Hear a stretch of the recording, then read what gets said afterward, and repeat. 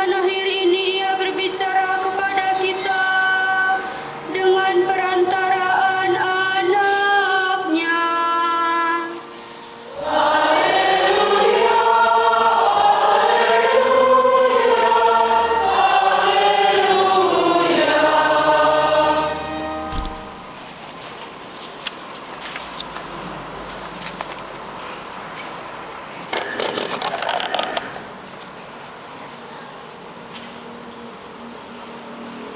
Tuhan bersamamu.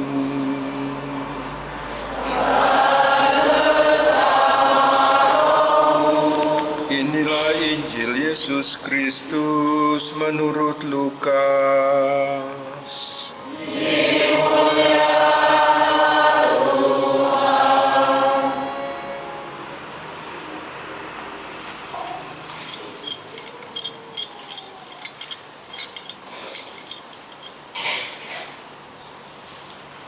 Injil Lukas bab 2 ayat 22 sampai 40.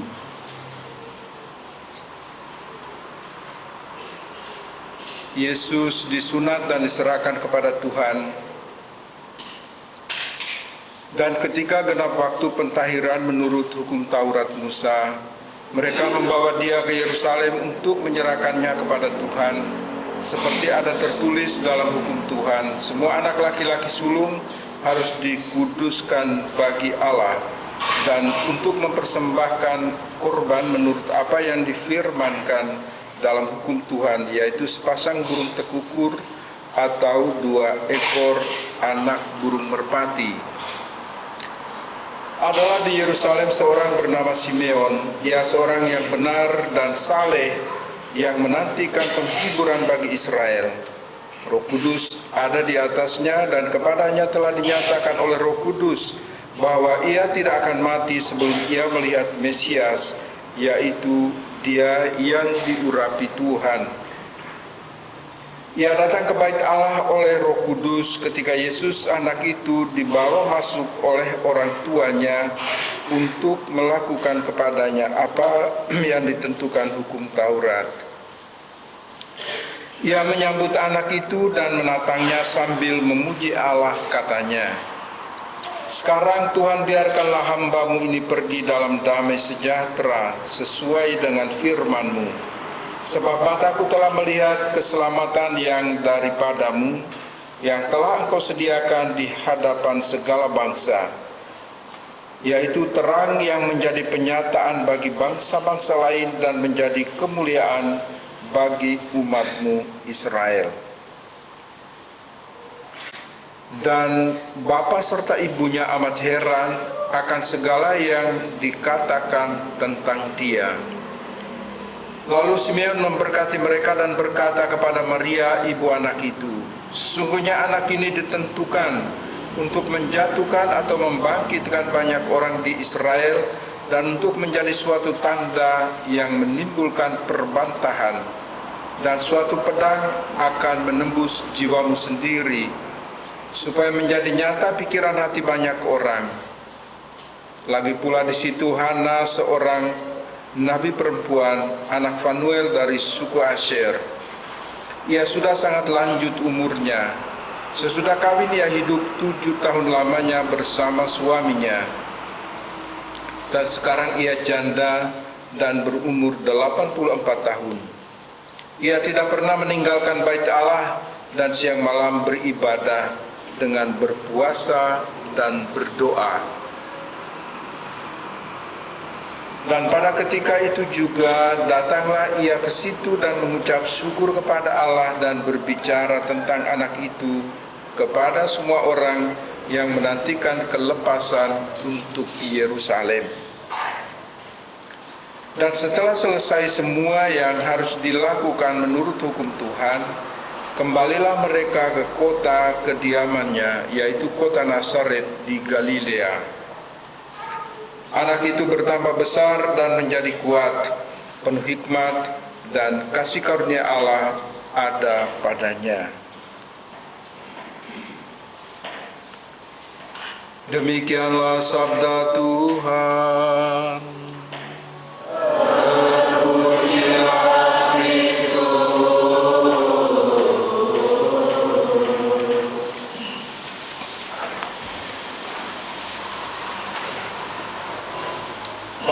Ibu, saudara-saudara sekalian yang terkasih di dalam Tuhan, bacaan-bacaan suci khususnya pada pesta keluarga kudus ini sebetulnya berbicara tentang pengharapan di dalam iman. Baik Abraham, Simeon juga mereka mengharapkan sesuatu dari imannya. Romo mau memberikan dulu beberapa catatan historis mengenai tokoh yang kita dengar dalam bacaan Injil yang mungkin sering kita dengar, yaitu Simeon. Siapa Simeon itu sebenarnya? Simeon itu anak dari Rabi Hillel, pemimpin sekolah tinggi agama Yahudi. Tetapi oleh karena pemahamannya tentang Mesias yang berbeda dengan mayoritas orang Yahudi pada waktu itu, maka ia disingkirkan atau dikucilkan. Bagi Simeon ini, Mesias sebetulnya bukan Mesias yang dalam arti politis, tetapi Mesias lebih dalam arti rohani. Dia bukan datang membebaskan kita dari penjajah, tetapi Mesias yang datang membebaskan kita dari dosa. Akibat dari ini adalah dia dikucilkan, disingkirkan oleh orang-orang Yahudi. Kemudian dari Simeon ini lahirlah, dia mempunyai putra namanya Gamaliel. Gamaliel ini gurunya Paulus. Gamaliel ini juga di kemudian hari menjadi pemimpin sekolah tinggi agama Yahudi. Jadi sebetulnya Simeon ini terkenal sebagai seorang penubuat. Jadi dia selalu menubuatkan sesuatu yang belum terjadi. Dan dia oleh kuasa Roh Kudus itu dikatakan bahwa engkau tidak akan mati sebelum engkau melihat Mesias. Dan akhirnya lalu itu yang terjadi. Maka ketika Maria dan Yosef membawa anak itu untuk dikuduskan bagi Allah, maka disitulah Simeon mengambil anak itu, menatangnya. Lalu apa yang kita dengar? Ungkapan kegembiraan, ungkapan sukacitanya. Dia tahu bahwa ini Mesias. Simeon itu tahu bahwa ini Mesias. Maka dia bilang, Tuhan, sekarang saya siap untuk mati kalau mau pakai bahasa sehari-hari. Karena saya telah melihat keselamatanku. Saya telah berjumpa dengan Mesias. Ini yang membuat heran Maria dan Yosef. Dan Simeon ini mengatakan bahwa anak ini ditentukan sebetulnya untuk menjadi terang bagi Israel, menjadi penghiburan bagi Israel. Dia ditentukan untuk menjadi tiang utama di dalam menerangi bangsa-bangsa di Israel. Ini dinyatakan oleh Simeon karena Israel kan sedang baru kembali dari pembuangan, mereka sudah kehilangan segala-galanya, bait Allahnya hilang, tanahnya diambil, dan seterusnya. Maka pernyataan Simeon ini, nubuat Simeon ini digenapi di dalam diri Yesus Kristus sendiri. Artinya bahwa Simeon ini sungguh-sungguh menantikan kedatangan Mesias dengan penuh iman, dan dia memperolehnya, dia mendapatnya. Bagi Abraham sendiri, Abraham akhirnya hampir putus asa, berkeluh kesah karena Tuhan membawa dia keluar dari Ur Kasdim, suruh dia keluar dari Ur Kasdim di Irak selatan itu, supaya pergi ke sebuah tempat yang akan ditunjukkan, dan janji Tuhan adalah engkau akan menjadi bapa bangsa. Karena itu namamu bukan lagi Abram tetapi Abraham. Tetapi dalam penantian itu tidak juga digenapi apa yang disabdakan, apa yang dijanjikan Tuhan kepada Abraham ini. Maka suatu saat ini doa Abraham dalam keluh kesah. Ya Tuhan, pada akhirnya semua warisanku jatuh ke Eliezer, seorang Damsik. Ini kan pembantu dia, pengawal dia. Karena saya tidak mempunyai keturunan. Tetapi Tuhan bilang, tidak, engkau akan mempunyai keturunan. Cobalah engkau keluar dari kemahmu dan lihat bintang-bintang di langit, kalau engkau dapat menghitungnya, atau pasir di tepi laut, kalau engkau dapat. Keturunanmu nanti seperti itu. Tapi mana mungkin dalam hitungan manusia, karena Abraham berusia 110 tahun, Sarah berusia 90 tahun. Apakah mungkin ini? Hitungan-hitungan manusiawi tidak mungkin. Vonis-vonis manusia ini tidak mungkin. Tetapi Tuhan bisa merubah vonis manusia. Tuhan bisa merubah cara pikir manusia dengan cara pikirnya sendiri. Lewat kuat kuasanya. Dalam bacaan dari kitab Kejadian bab 22, di sana dikatakan Sarah melahirkan seorang anak laki-laki dan ia diberi nama Ishak. Jadi janji Tuhan bagi kita membutuhkan kesabaran hati kita untuk menanti itu. Kadang-kadang kita manusia ini kan seperti apa ya, istilah dalam peribahasa bahasa Latin itu do ut des. Saya memberi maka aku menerima, kan gitu. Seperti saya pergi ke warung atau ke Alfa atau ke mana, saya bertransaksi dan saya mendapat barang, kan begitu cara doa kita kan. Kadang-kadang kita tidak tahu di mana saya harus meminta kepada Tuhan. Kadang-kadang saya harus berdoa itu memaksakan supaya Tuhan menganggukkan kepalanya, mengiyakan apa yang saya doakan. Tapi mari kita belajar dari Simeon, kita belajar dari Hana, kita belajar dari Abraham. Mereka ini menantikan kedatangan Tuhan bukan 1 hari, 2 hari, 1 minggu, 2 minggu, bertahun-tahun. Anda bayangkan Abraham dari masa mudanya sampai kepada usia senja, Tuhan masih menunjukkan, Tuhan masih memenuhi janjinya. Istrinya melahirkan seorang anak. Ini soal janji Tuhan, bukan soal janji manusia. Maka jangan kita menggunakan pikiran yang sempit ini untuk merubah, untuk mengerti, untuk memahami rahasia Allah yang sangat besar itu. Saya pikir kita semua orang beriman ini juga cuma mengerti sedikit kok rahasia Tuhan ini.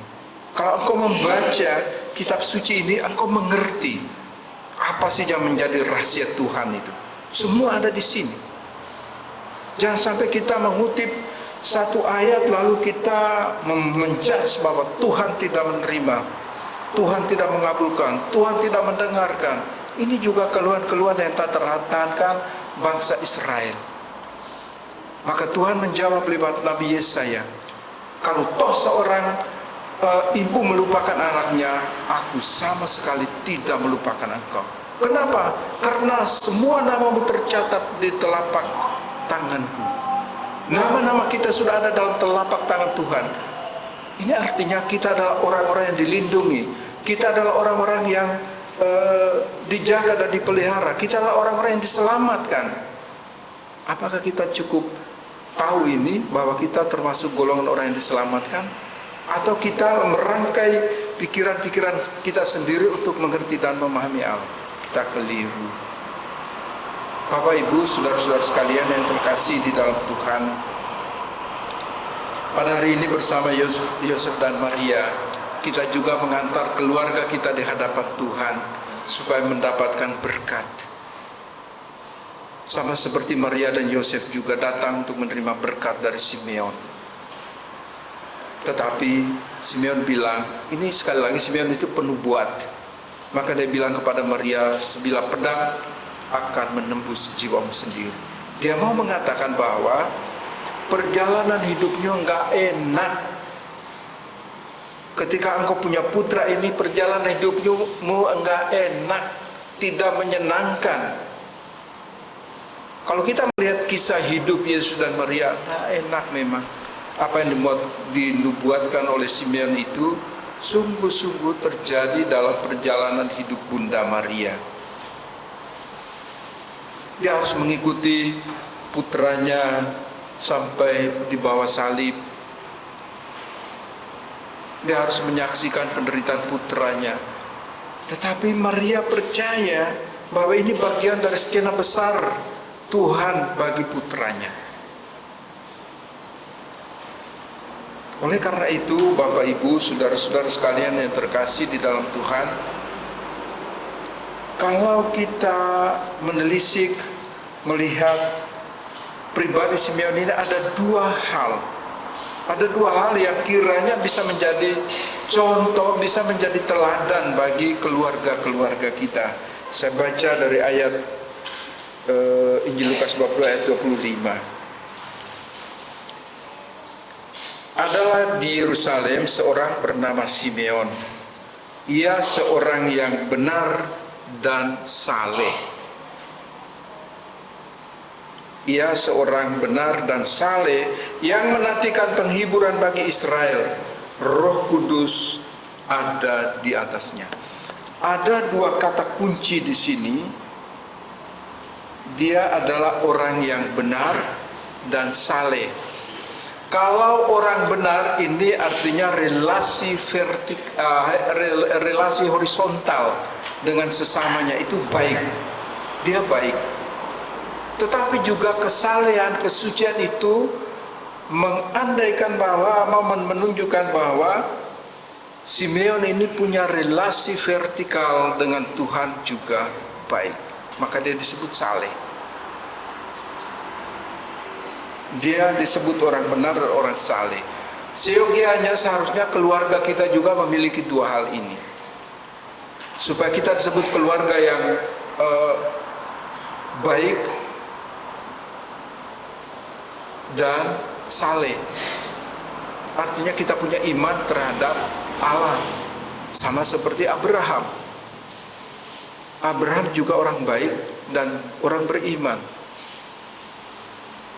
Kalau Anda membaca Ibrani bab 11 itu, di sana itu deretan karena iman Abraham, karena imannya. Ini menunjukkan bahwa Abraham itu punya relasi vertikal dengan Tuhan sangat baik. Maka ia disebut bapa semua orang beriman. Maka mari kita menempatkan dua hal ini dalam kehidupan keluarga kita, supaya keluarga kita menjadi keluarga yang benar. Yang benar itu bagaimana sih ukurannya? Bahwa kamu saling mencintai, kamu saling mengasihi, supaya dari dalam keluargamu itu keluar terang. Artinya bahwa kamu menjadi terang bagi orang lain, sehingga orang lain bisa melihat kesaksian hidup kalian.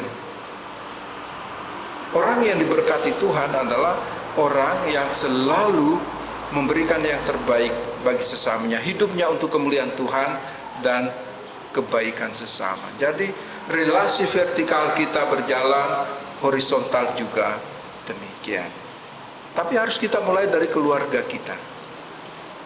Apakah Maria dan Yosef juga melakukan hal yang sama? Mereka juga melakukannya. Di Nazaret mereka hidup sebagai keluarga yang sangat sederhana. Yosef seorang tukang kayu. Jadi kita bisa membayangkan bagaimana kehidupan seorang tukang kayu. Tetapi Maria adalah wanita yang setia. Dan Yesus menjadi pembeda bagi semua keluarga, karena Yesus menjadi bintang bagi keluarga. Semoga di dalam kehidupan keluarga kita, karena relasi vertikal kita dengan Tuhan baik, horizontal dengan sesama juga baik, Yesus selalu berkata, aku selalu ada bersama kamu ketika 2 atau 3 orang berkumpul. Tapi kalau 2 atau 3 orang berkumpul tarung terus, kayaknya Yesus nggak punya tempat deh dalam keluarga kita. Kalau Anda setiap hari bertengkar, berkelahi, mempersoalkan hal-hal yang nggak penting, pada akhirnya Yesus tidak mempunyai tempat. Yang ada adalah kebencian, balas dendam, sakit hati. Karena Yesus membawa sukacita, damai bagi keluarga. Kalau Anda selalu menghidupkan, menebarkan kejelekan, hal-hal yang tidak berkenan, maka yang baik itu tidak punya tempat. Mari kita belajar dari keluarga kudus ini, dan kita belajar dari Simeon dan Abraham, supaya kehidupan keluarga kita baik di hadapan Tuhan, di hadapan sesama kita, supaya kita menjadi keluarga yang beriman penuh kepada Allah. Kemuliaan kepada Bapa dan Putra dan Roh Kudus.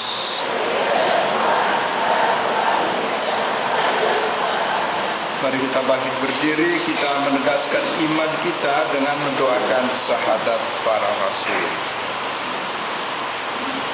Aku percaya akan Allah,